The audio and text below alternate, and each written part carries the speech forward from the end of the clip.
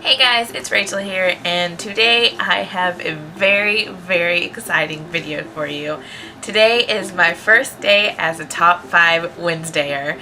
I am so excited to be a part of the Top 5 family. I was so honored that Lainey from Ginger Reads Lainey would allow me to do so, and I can't wait to be part of the discussions, and I am just so floored at the great support that I've been getting since I joined YouTube, and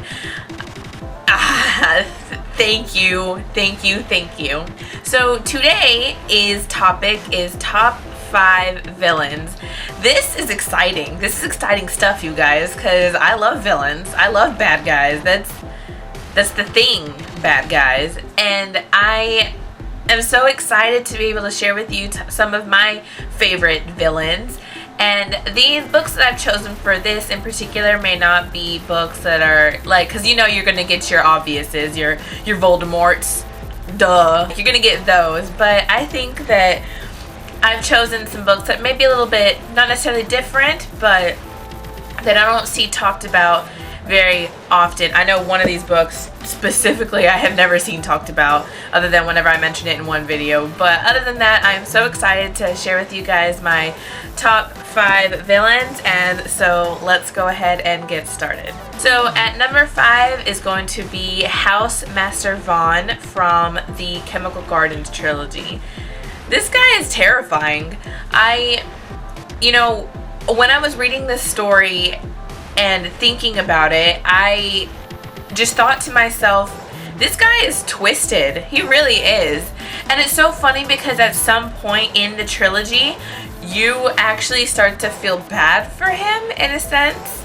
But this guy's messed up. Vaughn is manipulative and conniving, and he's a scary guy. And I don't want to say that this can't ever happen, what happens in this book, as far as like there being a disease that kills you off whenever you turn. I believe the girls die when they turn 20 and the guys die when they turn 25, and I don't want to say that that is something that may never ever happen, but the guy basically takes these young girls as vessels for his son so that they can have babies, so that he may at some point be able to have, maybe one of the kids is going to grow older.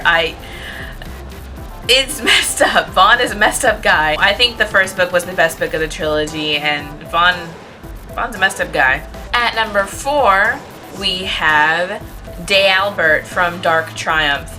This is a depressing book, I'm not even gonna lie. Grave Mercy, which is the first book in his Fair Assassins companion trilogy, that one, it was not near as dark as this one. Aneth goes through quite a bit in this book. Every time she tries to rise above, she just gets kicked right back down.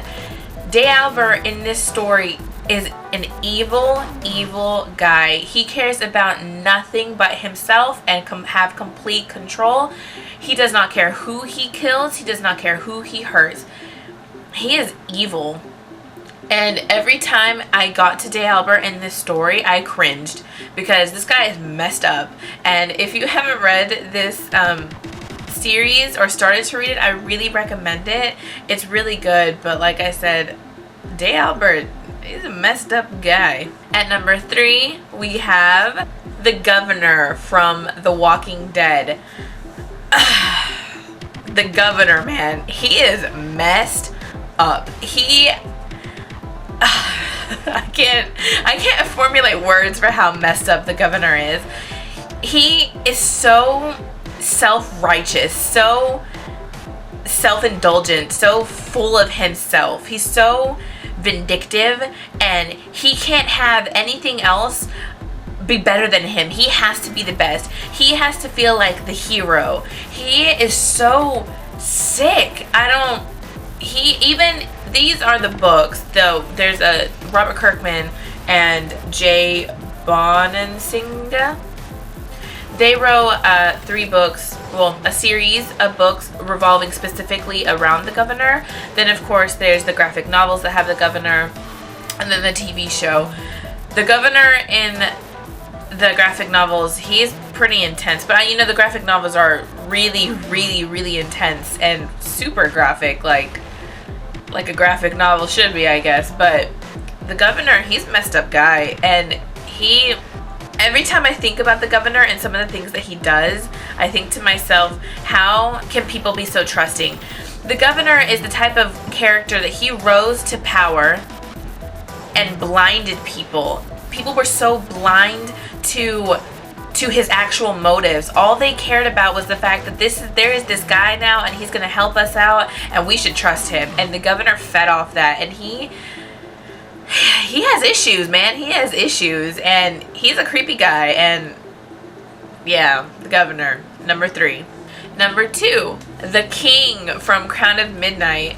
Now, it's interesting because the King is not such a prevalent part of Throne of Glass. He is mentioned.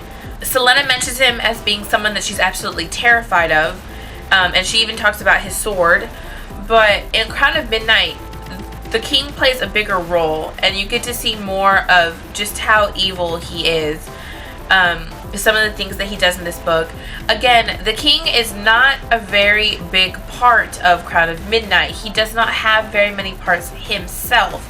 But through all the talk of the King and all the things that they say that the King has done in this book, you get to see the bigger picture on how evil he is and how people don't necessarily want to do his bidding, but that they have no choice.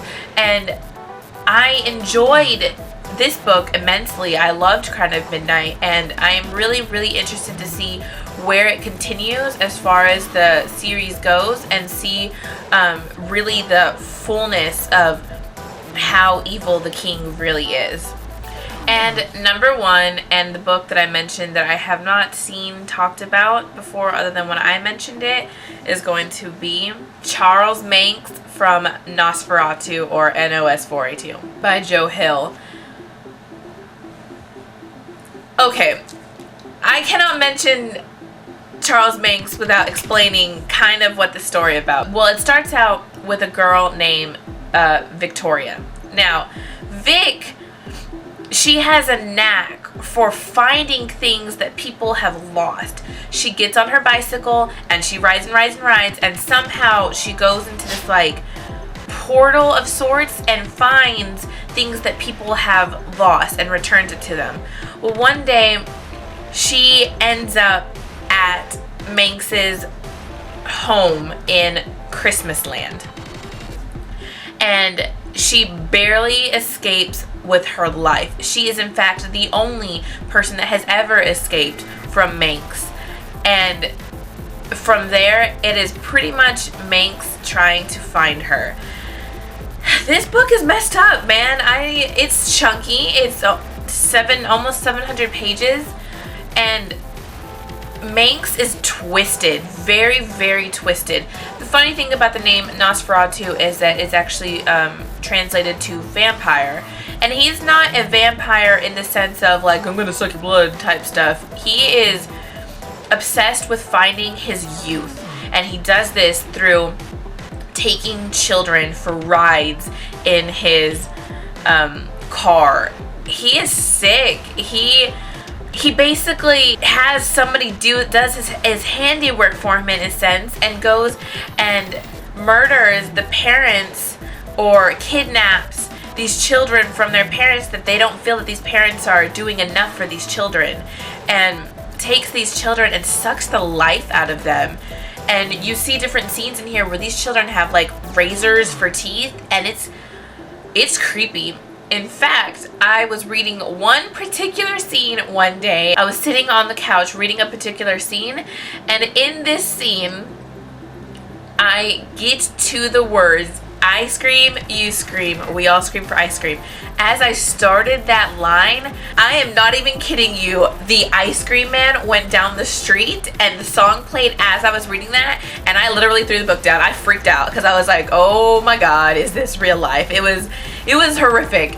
But I really recommend this book if you want some legit horror. This is a messed up book, and Manx is scary, and oh my god, this is good stuff. So yeah, those are my top 5 villains from some little lesser known books, I guess you could say. Again, thank you Lainey for letting me be a part of this group, and I can't wait to start watching all of the other girls in the group. I did watch the top 5 videos before being a part of it, but I can't wait to watch it now that I am a part of it, and I will see you guys next Wednesday for the next top 5 video. Thank you so much for commenting, liking, and subscribing, and I'll see you guys later. Bye. So the very first book that I read this month was Throne of Glass by Sarah J. Maas, and I absolutely loved it. This was a great way to kick off the 2014 reading year. Super action-packed. I loved the romance. I loved Selena.